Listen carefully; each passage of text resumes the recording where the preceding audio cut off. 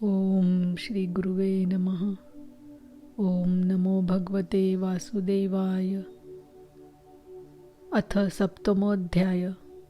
अश्वत्थामा द्वारा द्रौपदी के पुत्रों का मारा जाना और अर्जुन के द्वारा अश्वत्थामा का मानमर्दन। श्री शौनक जी ने पूछा, सूत जी, सर्वज्ञ एवं सर्वशक्तिमान व्यास भगवान ने नारद जी का अभिप्राय सुन लिया, फिर उनके चले जाने पर उन्होंने क्या किया? श्री सूत जी ने कहा, ब्रह्म नदी सरस्वती के पश्चिम तट पर शम्याप्रास नाम का एक आश्रम है। वहाँ ऋषियों के यज्ञ चलते ही रहते हैं। वही व्यास जी का अपना आश्रम है। उसके चारों ओर बेर का सुंदर वन है। उस आश्रम में बैठकर उन्होंने आचमन किया और स्वयं अपने मन को समाहित किया। उन्होंने भक्ति योग के द्वारा अपने मन को पूर्णतया एकाग्र और निर्मल करके आदि पुरुष परमात्मा और उनके आश्रय से रहने वाली माया को देखा। इसी माया से मोहित होकर यह जीव तीनों गुणों से अतीत होने पर भी अपने को त्रिगुणात्मक मान लेता है और इस मान्यता के कारण होने वाले अनर्थों को भोगता है। इन अनर्थों की शांति का साक्षात साधन है केवल भगवान का भक्ति योग। परंतु संसार के लोग इस बात को नहीं जानते। यही समझकर उन्होंने इस परमहंसों की संहिता श्रीमद् भागवत की रचना की। इसके श्रवण मात्र से पुरुषोत्तम भगवान श्री कृष्ण के प्रति परम प्रेममयी भक्ति हो जाती है, जिसके जीव के शोक मोह और भय नष्ट हो जाते हैं। उन्होंने इस भागवत संहिता का निर्माण और पुनरावृत्ति करके इसे अपने निवृत्तिपरायण पुत्र श्री सुखदेव जी को पढ़ाया।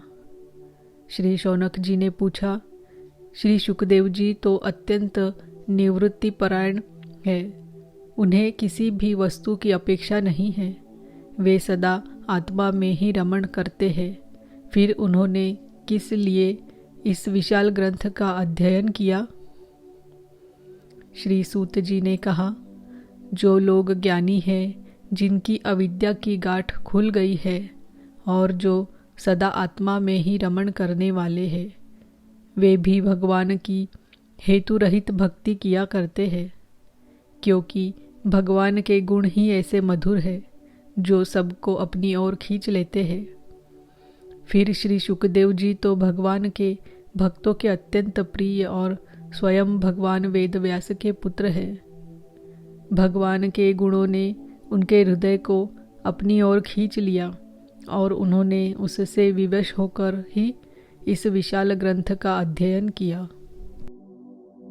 शौनक जी, अब मैं राजर्षि परीक्षित के जन्म, कर्म और मोक्ष की तथा पांडवों के स्वर्गारोहण की कथा कहता हूँ, क्योंकि इन्हीं से भगवान श्री कृष्ण की अनेकों कथाओं का उदय होता है। जिस समय महाभारत युद्ध में कौरव और पांडव दोनों पक्षों के बहुत से वीर गति को प्राप्त हो चुके थे और भीमसेन की गदा के प्रहार से दुर्योधन की जांघ टूट चुकी थी, तब अश्वत्थामा ने अपने स्वामी दुर्योधन का प्रिय कार्य समझकर द्रौपदी के सोते हुए पुत्रों के सिर काटकर उन्हें भेंट किए। यह घटना दुर्योधन को भी अप्रिय ही लगी, क्योंकि ऐसे नीच कर्म की सभी निंदा करते हैं। उन बालकों की माता द्रौपदी अपने पुत्रों का निधन सुनकर अत्यंत दुखी हो गई। उसकी आंखों में आंसू छलछलाए। वह रोने लगी। अर्जुन ने उसे सांत्वना देते हुए कहा, कल्याणी, मैं तुम्हारे आंसू तब पोंछूंगा जब उस आतताई ब्राह्मणाधम का सिर गांडीव धनुष के बाणों से काटकर तुम्हें भेंट करूंगा और पुत्रों की अंत्येष्टि क्रिया के बाद तुम उस पर पैर रखकर स्नान करोगी। अर्जुन ने इस मीठी और विचित्र बातों से द्रौपदी को सांत्वना दी और अपने मित्र भगवान श्री कृष्ण की सलाह से उन्हें सारथी बनाकर कवच धारण कर और अपने भयानक गांडीव धनुष को लेकर वे रथ पर सवार हुए तथा गुरुपुत्र अश्वत्थामा के पीछे दौड़ पड़े। बच्चों की हत्या से अश्वत्थामा का भी मन उद्विग्न हो गया था।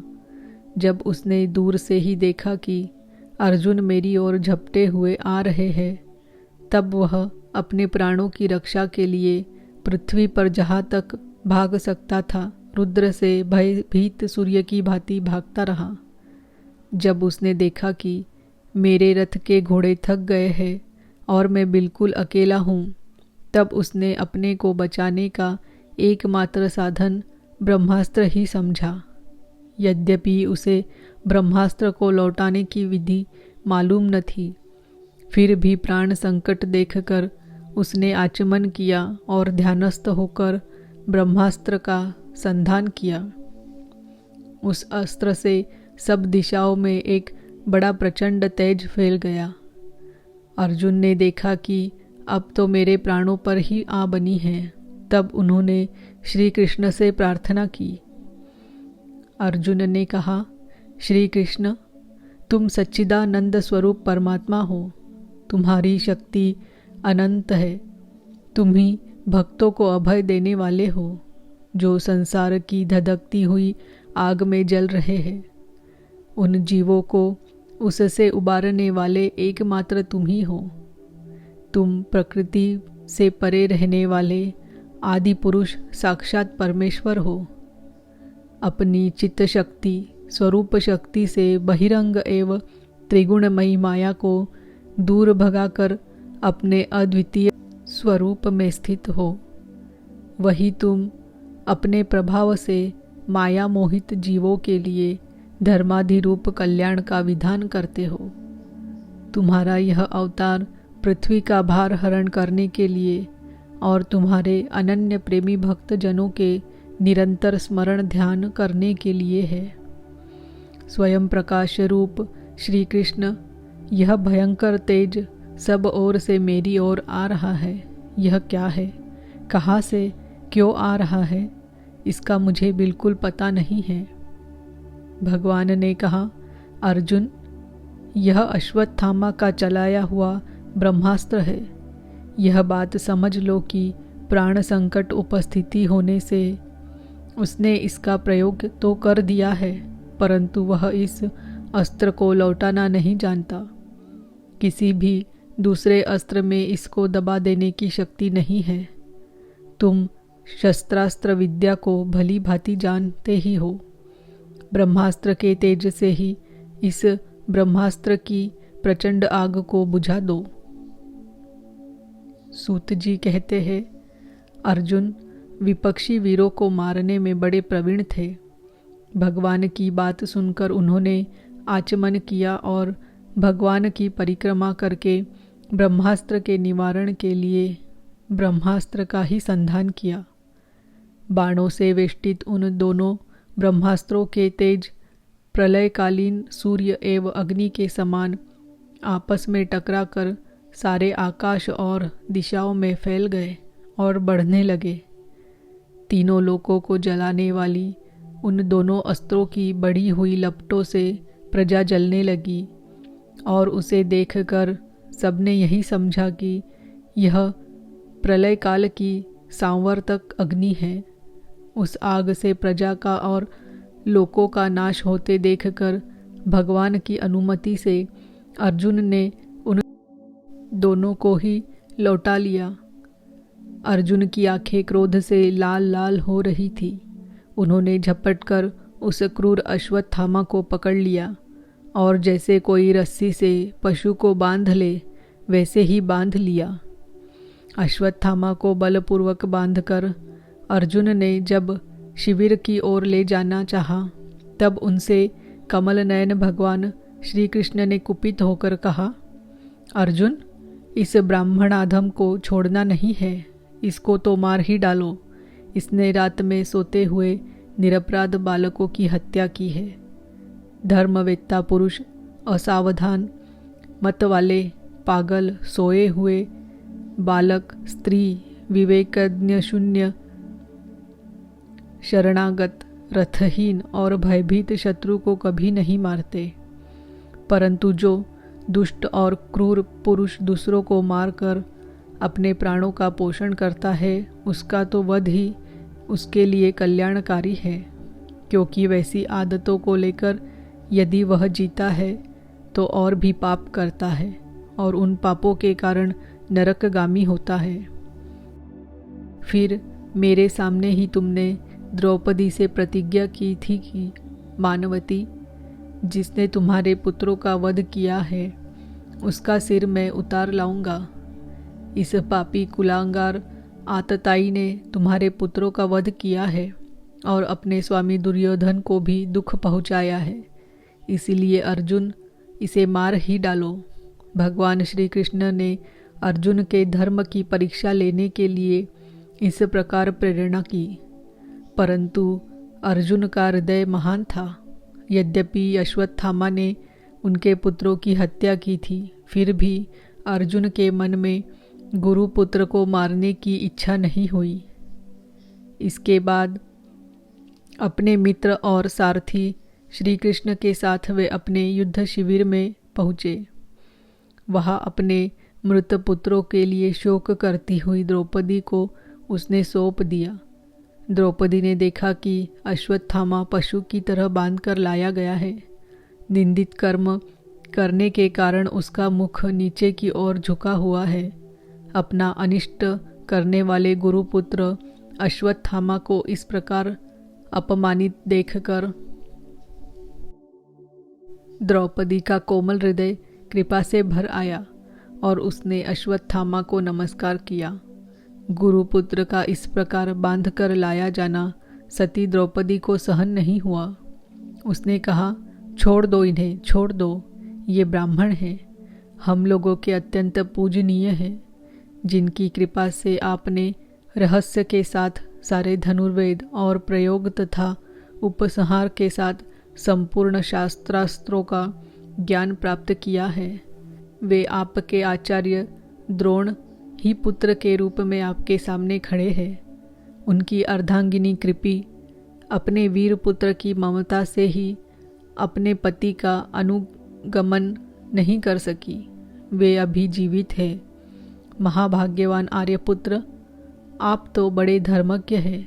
जिस गुरुवंश की नित्य पूजा और वंदना करनी चाहिए, उसी को व्यथा पहुंचाना आपके योग्य कार्य नहीं है।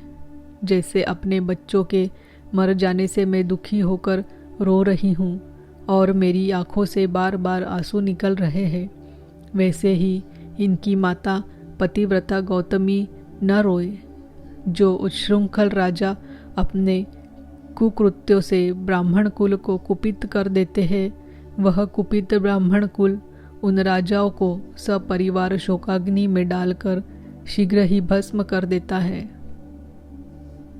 सूत जी ने कहा, शौनक आदि ऋषियों, द्रौपदी की बात धर्म और न्याय के अनुकूल थी। उसमें कपट नहीं था, करुणा और समता थी। अतएव राजा युधिष्ठिर ने रानी के इन हित भरे श्रेष्ठ वचनों का अभिनंदन किया। साथ ही नकुल, सहदेव, सात्यकी, अर्जुन, स्वयं भगवान श्री कृष्ण और वहाँ उपस्थित सभी नर नारियों ने द्रौपदी की बात का समर्थन किया। उस समय क्रोधित होकर भीमसेन ने कहा, जिसने सोते हुए बच्चों को न अपने लिए और न अपने स्वामी के लिए बल्कि व्यर्थ ही मार डाला, उसका तो वध ही उत्तम है। भगवान श्री कृष्ण ने द्रौपदी और भीमसेन की बात सुनकर और अर्जुन की ओर देखकर कुछ हंसते हुए से कहा। भगवान श्री कृष्ण बोले, पतित ब्राह्मण का भी वध नहीं करना चाहिए और आतताइयों को मार ही डालना चाहिए। शास्त्रों में मैंने ही ये दोनों बातें कही है, इसीलिए मेरी दोनों आज्ञाओं का पालन करो। तुमने द्रौपदी को सांत्वना देते समय जो प्रतिज्ञा की थी, उसे भी सत्य करो। साथ ही भीमसेन, द्रौपदी और मुझे जो प्रिय हो वह भी करो। सूत जी कहते हैं, अर्जुन भगवान के हृदय की बात तुरंत ताड़ गए और उन्होंने अपनी तलवार से अश्वत्थामा के सिर की मणि उसके बालों के साथ उतार ली। बालकों की हत्या करने से वह श्रीहीन तो पहले ही हो गया था, अब मणि और ब्रह्म तेज से भी रहित हो गया। इसके बाद उन्होंने रस्सी का बंधन खोलकर उसे शिविर से निकाल दिया। मुंड देना, धन छीन लेना और स्थान से बाहर निकाल देना, यही ब्राह्मणाधमों का वध है। उनके लिए इससे भिन्न शारीरिक वध का विधान नहीं है। पुत्रों की मृत्यु से द्रौपदी और पांडव सभी शोकातुर हो रहे थे। अब उन्होंने अपने मरे हुए भाई बंधुओं की दाहादि अंत्येष्टि क्रिया की। इति श्रीमद्भागवते महापुराणे पारमहंस्यां संहितायां प्रथमस्कन्धे द्रोणी निग्रहो नाम सप्तमोऽध्यायः। ओम नमो भगवते वासुदेवाय। ओम नमो भगवते वासुदेवाय। ओम नमो भगवते वासुदेवाय।